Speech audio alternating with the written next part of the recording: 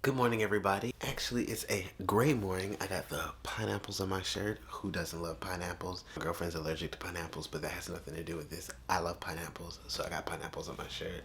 I got coffee this morning. I'm feeling good. We are doing a review on the 14mm Cine DS EF mount Rokinon cinema lens. Let's go, people.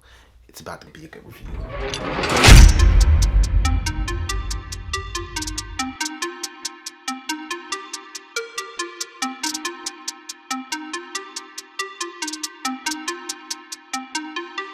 It is a wonderful morning at MGX Media. My name is Javon B. As always, it's a pleasure to give you guys another review on another lens or another piece of equipment.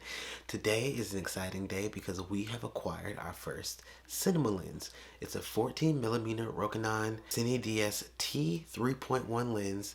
Super excited to give you guys the details about it, a little bit of history about why I acquired this lens and what I needed it for, just to give you guys an idea of why you might need an ultra wide lens or you might not.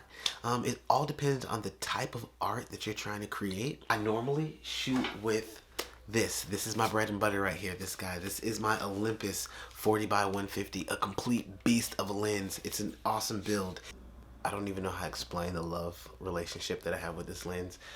It's so versatile, but the only downside I can say I can probably come across is when I'm in small environments. I find myself in situations where I need just a wider point of view to create the complete story of what I'm trying to film. Again, I mostly shoot with my Panasonic, with my Lumix Micro Four Thirds mounts, but I do also have a few Canons, so I wanted to get this Cine lens in an EF mount so I had cross compatibility between platforms.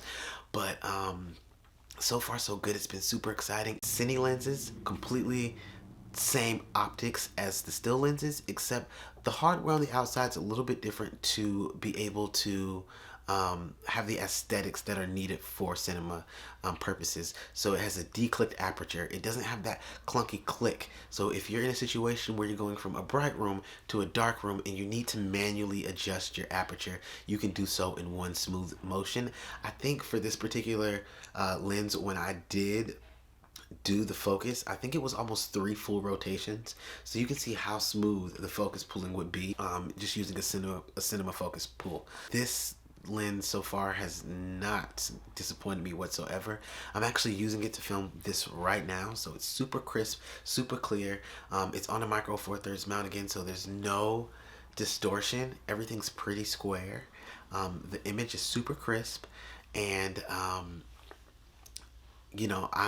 me personally, I've used cinema lenses in the past. And when I first, just to give you guys a little history, when I first used my first cinema lens, it was like a run and gun music video. One of my other photographer friends was like, "Hey man, I know you mainly do primarily, photos, but would you be interested in doing a music video?" I was like, "Of course."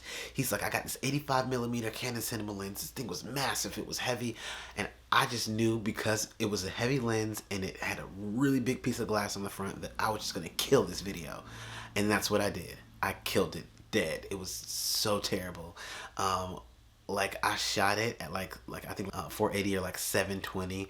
I had no idea how my aperture worked with my shutter angle or my shutter speed. I had no idea how to control my ISO. I just used my photography settings that I would use just to take a picture outside, and that's what I shot the video with. I did not check my exposure or anything, and I know all my photography and video gurus out there, for my people who do this every day, you're probably like, this is blasphemy. Like, I can't believe that he did this. But I was a beginner, and I had to start somewhere. I had to figure out, what was going to be my lane and how I was going to be able to do things. But I completely bombed that first music video experience, and I still gave it to the client. The client, I don't even know if the client ever used it, but that was my first experience with cinema lenses. I couldn't figure out why I wasn't able to pull focus. I couldn't figure out why my image was so dark. I didn't know that I had to manually control the aperture. I didn't know that I had to manually zoom, and I was trying to use the autofocus on my Canon camera with a cinema lens that did not have any autofocus. And that brings me to my next point.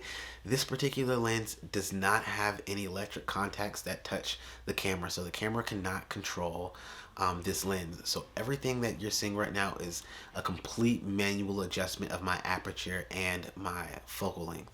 So I think for this particular video that you see right now, my aperture is set at a T8 and focal length is pretty close. I'm only about 11 inches away from the lens itself, which is another point that I want to make, is get close to your subjects when you guys are shooting. Like, don't be afraid to get in close with these wide angle lenses and have a focal point, because that's really what's going to bring your images and your video alive. You know, getting in close and still, again, being able to capture a good portion of the room. This particular 14mm with a speed booster, because I do have the EF mount for Canon lenses, because I do have other Canon cameras, so I wanted to be able to use this lens across my multiple cameras. So I got it in EF mount, and my Panasonic has a micro 4/3 to EF mount adapter, and I am using the adapter with a speed booster, so I do have the ability to do manual clicks when I'm doing photography with other Canon lenses. I can change the aperture manually. Here, this particular 14mm has no connectors, so it does not communicate with the camera whatsoever. Everything is manual as far as the aperture. There is no zoom because it's a prime lens, but the aperture and the focus. Highly recommended, and I hope you guys, if you guys get a chance to experience this lens or looking to purchase this lens, that you guys have the same experience as I did. I do not get paid from Rokinon for this. This is just purely something I paid for out of pocket because I needed it for just certain clients that I work with, or certain projects that I might want to handle, my personal projects, and I just really needed a wide lens that could be durable and kind of adapt to the kind of photography and the kind of cinematography that I like to create. Again, it's all going to be what your preference is, what type of videos you like to shoot, what type of photography you like to take. Yeah, so far so good, guys. Thank you for joining me. I hope this video was helpful for anybody who might be interested in buying a 14mm cinema lens, or any kind of cinema lens for that matter.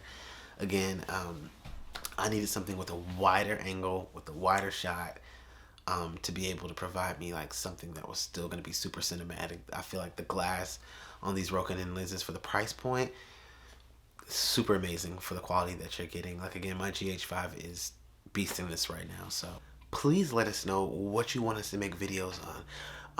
Do you need a tutorial about a lens? Do you want to know about the scientific aperture of light and how it works in certain scenarios? Do you want to know what my run and gun setup? Do you want to see my desk setup?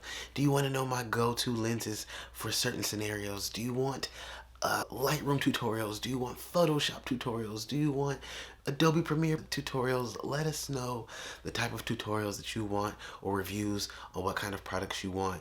What you guys come here for is what we literally love making content for. So let us know what you like in the comments below, and let's go. Like, comment, subscribe below, and into the next